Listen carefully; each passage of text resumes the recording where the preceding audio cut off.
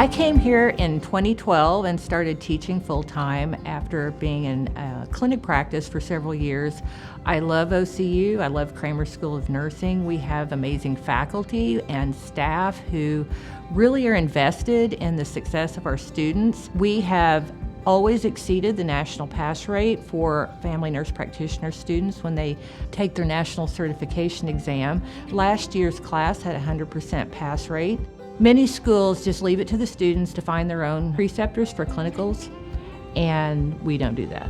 And that's a big deal, that every student asks that question when they interview.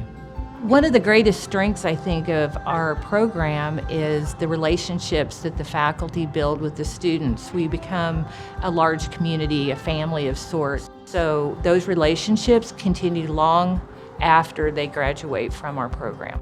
We accept applications for the BSN to DNP program year-round. So if you have questions, feel free to come see me, contact me. I would love to hear from you and happy to help in any way I can.